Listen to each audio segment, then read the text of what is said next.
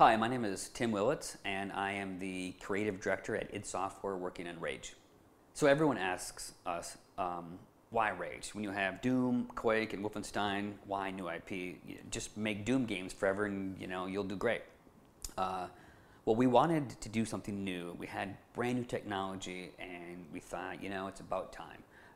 And when we set out to work on Rage, we wanted to focus on all the things that were different from our other titles. It's much more open. We have the vehicle aspect. We have a unique multiplayer experience. It doesn't share any setting or characters from other games. We really try to make it a unique game that stood on the shoulders of Doom, Quake, and Wolfenstein, but wasn't a clone of those games. So when I set out to make Rage, I wanted to build a universe that was bigger than just a single story. The goal of Rage is to make it a franchise. We've done that with even the iPhone version. The iPhone version of Rage centers around Mutant Bash TV, which is only a small part of the overall game. We've created a story and a universe that will go straight into a Rage 2. We can do games, downloadable content that jets off in different directions. With our past games like Doom, Quake, and Wolfenstein, there was a beginning, a middle, and an end, and that was it. But with Rage, we actually have a universe that we've really spent a lot of time to try to develop and to grow. We've worked with Dark Horse Comics in the U.S. to release a 3-part comic book series that tells the story of the Rage world 10 years before the game starts. And we have a novel that we're releasing as well for Rage that kind of fill in this universe. So the Rage universe, the Rage setting, was built from the ground up to be a franchise. We want to take this, and I hope it's great, and move into the future with it. It has a lot of unique things that other games just don't do. So story is very important in Rage. We have tools. We have characters.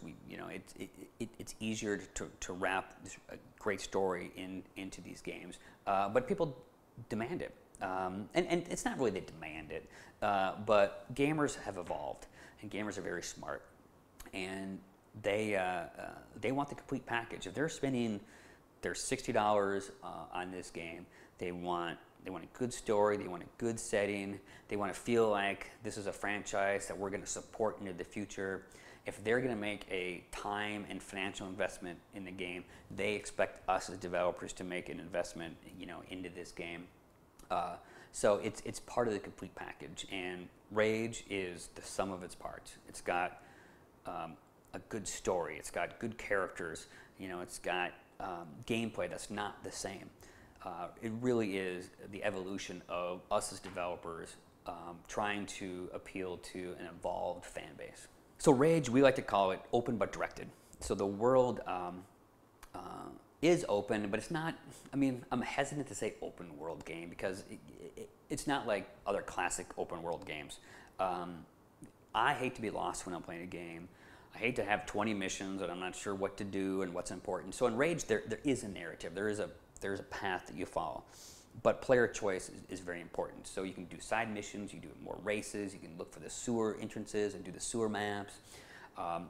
You can do the posted board jobs, you can collect the cards in the wasteland and do mini games. So there's a lot of choice, but that choice revolves around the narrative, and the game does progress you forward.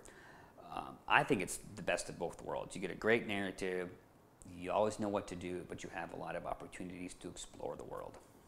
The secret to a good shooter is the moment-to-moment interaction that the player has with the world.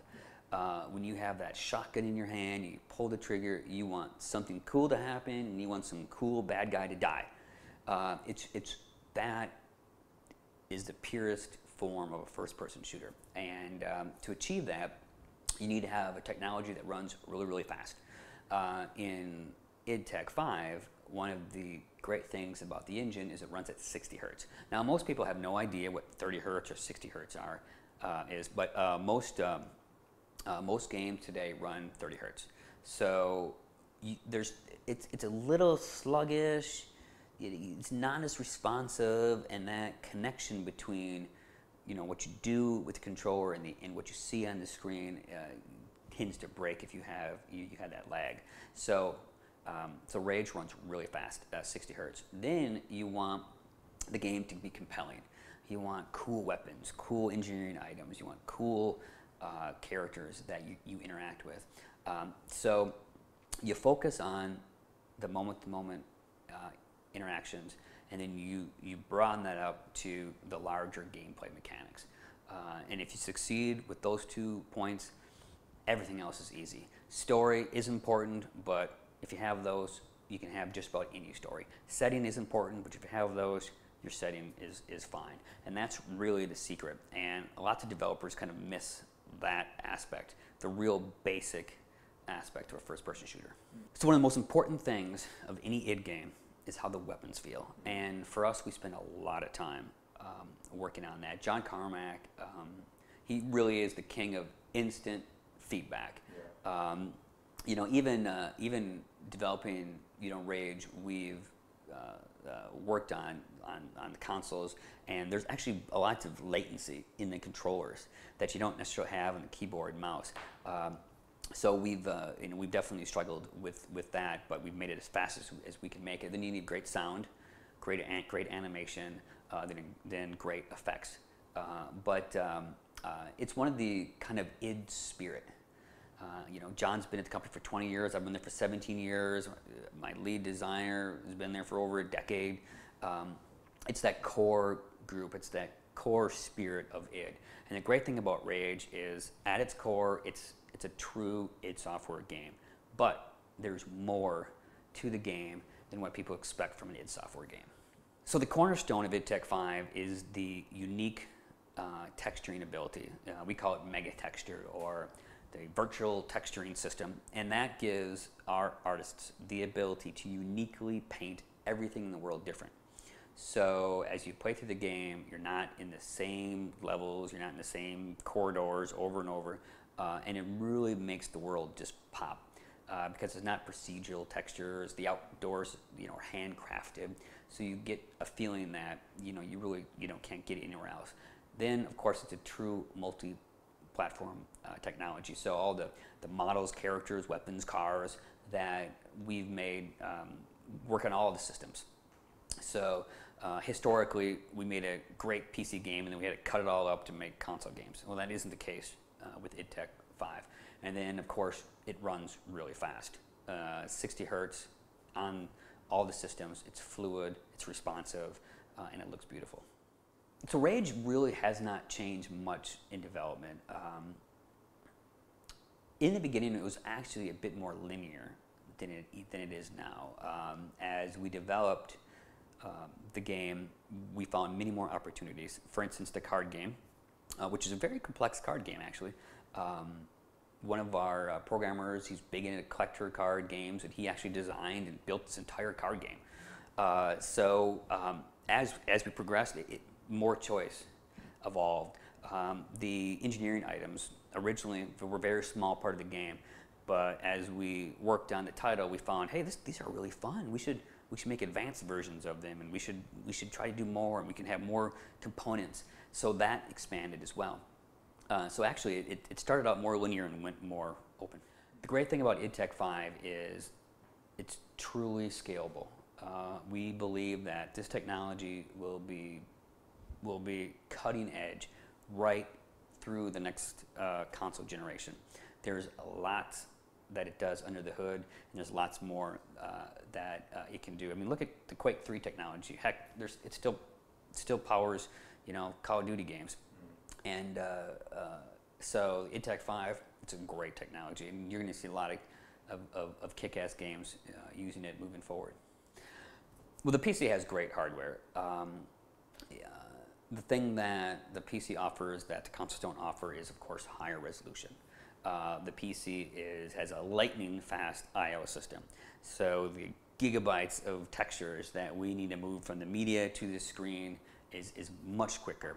So you don't have any of the paging artifacts that you may find on the console, very quick. And then of course you can run 4x anti-aliasing. We have a classic keyboard, so you can hit 1, 2, 3, 4, 5, 6, 7, for the weapons you want. And it's just so quick. When we release Rage on the PC, you'll actually have to download the SDK. And I believe you'll have to download a 64-bit EEX for it, but you can get that from Steam. And then you hit the console, you type id Studio, there it is. And you have the exact same tools that we use to make the game. Now, making levels in Rage is more difficult than our previous technology, but with the way that we layer the gameplay of the different levels and how the scripting works for the characters, you'll probably see some mods that use the same assets but can rearrange the story, or rearrange the characters, and you get different missions and things. That's probably what you see more than just like brand new levels. It's difficult for me to predict, how the mod community will, attract onto id Tech 5.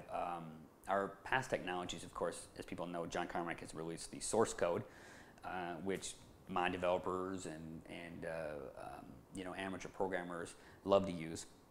So it'll be interesting to see what people do, with the PC version. So the biggest problem with first-person shooters now is I believe that people are facing modern combat fatigue.